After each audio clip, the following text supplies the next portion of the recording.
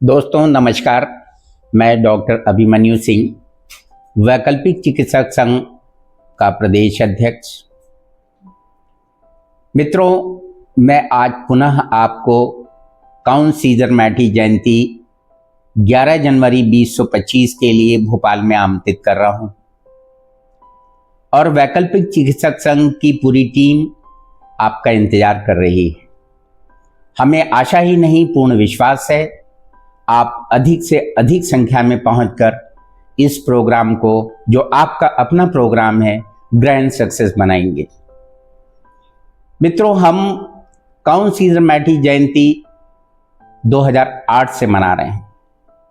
आपको याद हो कि 2006 में इलेक्ट्रोहोम्योपैथी के ऊपर घोर विपत्ति आ गई थी और तब मैं डॉक्टर हितेश वाजपेयी जी के साथ पूरे प्रदेश में घूमकर लोगों को मैं अलग जगाई और परिणाम स्वरूप 2008 को हम लोगों ने एक भव्य इलेक्ट्रोहोम्योपैथी का पूरे हिंदुस्तान में शायद एक अनोखा प्रोग्राम भाजपा प्रदेश कार्यालय के समक्ष किया। आपको अच्छे से याद है 2008 के उस प्रोग्राम में किस तरह की परिस्थितियां बनी थी, लेकिन जब ऊपर वाला मेहरबान होता है तो सारी परिस्थितियां अनुकूल होती हैं। मित्रों, 2008 के प्रोग्राम में पहली बार प्रदेश के मुखिया शिवराज सिंह जी चौहान आए थे और उन्होंने जो वादा किया था उसको निभाया भी। उन्होंने कहा था कि इलेक्ट्रोहोम्योपैथी का कोई भी सत्य अगर कहीं है तो मैं उसको ढूंढ कर लाऊंगा और इलेक्ट्रोहोम्योपैथी को मेरे प्रदेश में मान्यता दिलवाऊंगा। आपको याद है और आप जानते भी हैं कि उसके फलस्वरूप ही 2009 में इलेक्ट्रोहोम्योपैथी में कार्य करने की पात्रता प्रदेश सरकार ने प्रदान की। वैसे भी विषय पात्रता का जब उठता है तो पात्रता का विषय प्रदेश सरकार के अधिकार क्षेत्र में नहीं आता है, ये केंद्र सरकार का अधिकार क्षेत्र आता है और उसकी मान्यता का प्रकरण केंद्र सरकार के समक्ष लंबित है। क्योंकि केंद्र सरकार किसी भी पैथी को अगर मान्यता प्रदान करती है तो उसको कसौटी पर खरा उतरने के लिए उसके विभिन्न पहलुओं पर उसकी टेक्निकल जितनी भी चीज़ें होती हैं उसको परखती है। और मुझे आशा ही नहीं, पूर्ण विश्वास है आने वाला भविष्य इलेक्ट्रोहोम्योपैथी का होगा। हम प्रदेश में सर्वप्रथम उस 2008 के सम्मेलन के फलस्वरूप ही कार्य करने की पात्रता हमने ली। हमारी सरकार ने हमें वो पात्रता प्रदान की और आपको याद है 2008 के उस सम्मेलन की ही देन है। अन्यथा 2006 में इसको पूरी तरह से कार्य करने से प्रतिबंधित कर दिया था, लेकिन आज हम शान से निर्भीक होकर वैधानिक रूप से कार्य कर रहे हैं और वो आदेश हमें जो हमारी सरकार ने प्रदान किया है उसके आधार पर हमें मुख्य चिकित्सा स्वास्थ्य अधिकारी के कार्यालय में बिना पंजीयन कार्य करने की पात्रता है। अगर वो आदेश न होता तो आप सोचिए कि क्या होता। वो 2008 का सम्मेलन ना होता तो क्या हमें ये पात्रता मिलती? इस पर आप गहन चिंतन करें। मित्रों, जब हम आपको आह्वान कर रहे हैं, हम आपको निमंत्रित कर रहे हैं, तो हमारे बीच से ही हमारे कुछ बंधु ये जरूर पूछते हैं हमसे बार बार कि हम 2008 से 2024 के बीच तक हर साल आ रहे हैं, पर क्या आपने मान्यता दिला दी? यह क्या हुआ?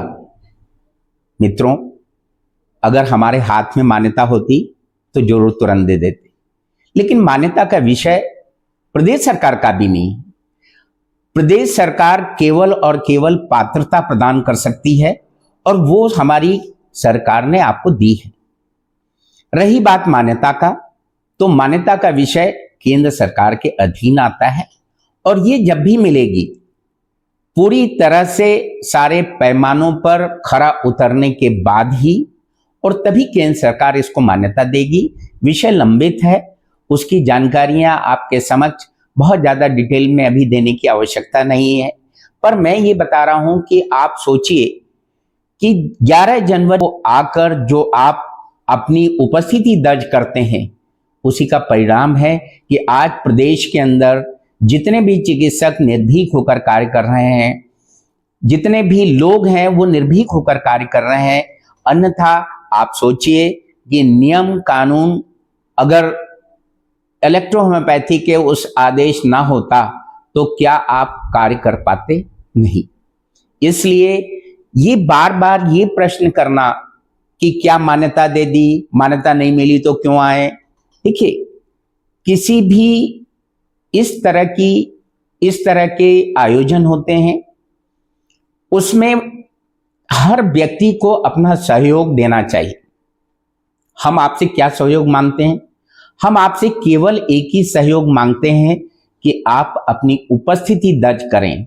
ये जो हवन हो रहा है इसमें आहुति दें और आपकी इस आहुति का फलस्वरूप ही आगे मध्य प्रदेश में इलेक्ट्रोहोम्योपैथी का भविष्य भी होगा और इलेक्ट्रोहोम्योपैथी निर्भीक होकर कार्य करने में आपको एक नए पैसे की भी बाधा उत्पन्न नहीं होगी।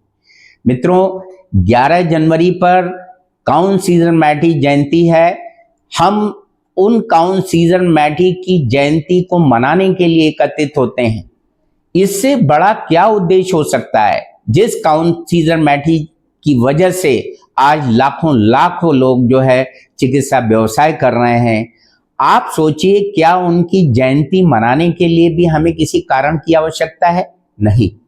इसलिए मैं ऐसे सारे बंधुओं से निवेदन करता हूं, ऐसे सारे बंधुओं से कहता हूं, आप सोचिए, वैकल्पिक चिकित्सक संघ ने आपको 8 से 24 तक बुलाया है, तो आप मित्रों ये मानिए कि आपको जो मिला है शायद उससे ज्यादा कोई भी संभव नहीं था। आपको मालूम है पूरे देश में कहीं पर भी इलेक्ट्रोहोम्योपैथी में कार्य करने के संदर्भित कोई भी पत्र प्रपत्र प्रदेश सरकार द्वारा नहीं जारी हुआ है।